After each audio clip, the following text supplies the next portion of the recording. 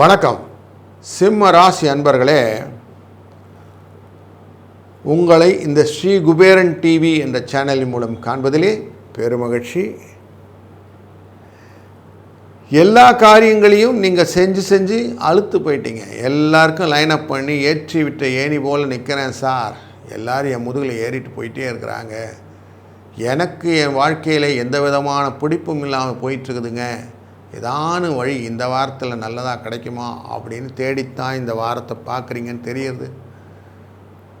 இந்த வாரத்திலே உங்கள் ராசிக்குள்ளரை செவ்வாயும் கேதுவும் அமர்ந்திருப்பதனாலே மனதிலே ஏதாவது காரியத்தை சாதித்து விட வேண்டும் என்ற எண்ணங்கள் அதிகமாக இருக்கும். தடைகளை தாண்டி எதாவது செய்ய முடியுமா அப்படின்றது எண்ணங்களும், அதற்கு வெற்றி வாய்ப்பை கொடுக்க முடியுமா அப்படிங்கிற நோக்கங்களும் நிறைய இருக்கும். மறைமுகமாக யாருன்னா ஹெல்ப் பண்ணுவாங்களான் எண்ணத்தில் தான் நிறைய உங்களுடைய தொடர் ஓட்டம் இருக்கிறது. ராசிநாதனான சூரிய பகவான் 12ஆம் இடமான கடகராசிக்குள்ளர் இருப்பதும் அவருடன் லாபஸ்தினுரியமான புதன் சேர்ந்து இருப்பதும் உங்களுக்கு இந்த எண்ணங்களை கொண்டு வந்து தருகிறதுன்னு புரிஞ்சுக்கோங்க. ஓடி எப்படியே வெற்றி கொண்டு விட வேண்டும் அப்படிங்கிற எண்ணமும், லாபத்தை நோக்கி குடும்பத்தை நடத்த வேண்டும் என்ற எண்ணங்களும் நிறைய இருக்கும்.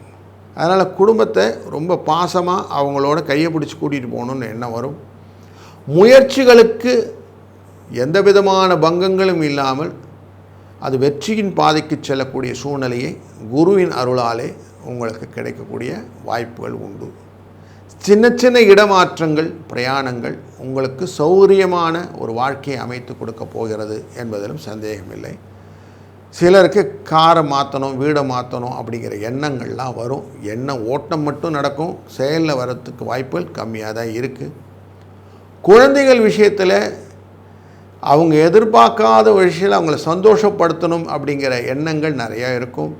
அதை ஃபுல்ஃபில் பண்ணுற மாதிரி இந்த வாரத்தினுடைய செய்கைகள் நிறைய உங்களுக்கு சந்தோஷத்தை கொடுப்பதாகவும் மகிழ்ச்சியை கொடுப்பதாகவும் அமைகிறது.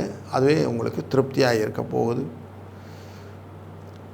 சனி பகவான் வக்கரகதியில் இருப்பதனாலே எதிரிகள் உங்களை விட்டு ஓடுவதற்கான வாய்ப்புகள் உண்டு.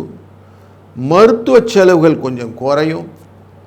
அதுபோல் நீங்கள் கடன் கொடுத்திருக்கிற இடத்துலேருந்து கடன் வசூலாவதற்கு கொஞ்சம் கஷ்டப்பட்டாலும் காசு வந்துடும் சார், கவலைப்பட வேண்டாம் அப்படின்னு எடுத்துக்கலாம். உங்கள் ராசிநாதனை நேரடியாக ராகு பார்க்கறதுனால எதுவுமே பெருசாக வரலையேன்னு எண்ணம் ஓடிட்டே இருக்கும். அதே போல் கணவன் மனைவியோட பேசும்போது கூட ஒரு ஃப்ரிக்ஷன் இருந்துக்கிட்டே இருக்கும்.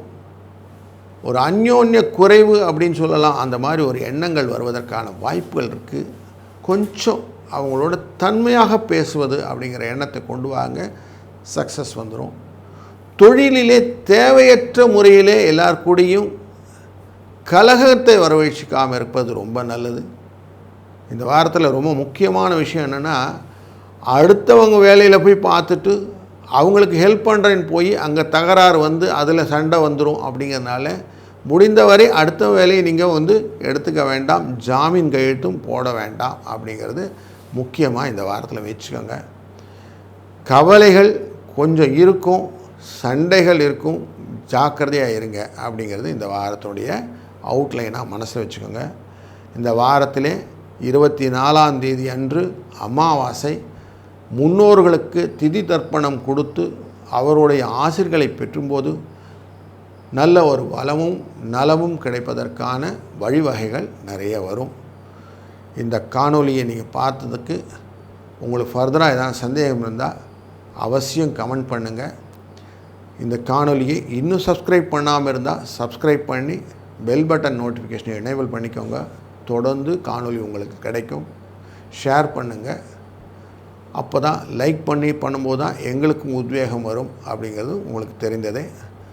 அடுத்த வாரம் இந்த காணொலியில் ரிவ்யூவை பார்த்து அடுத்த வாரம் எப்படி இருக்குன்னு தொடர்ந்து காண்போம். அதுவரை வாழ்க வளத்துடன். ஸ்ரீ குபேரன் டிவியை பார்த்தமைக்கு நன்றிகள். மேலும் இது போன்ற தகவல்களை தெரிந்து கொள்ள ஸ்ரீ குபேரன் டிவியை சப்ஸ்கிரைப் செய்யுங்கள். மறக்காமல் பெல் ஐக்கானை கிளிக் செய்யுங்கள்.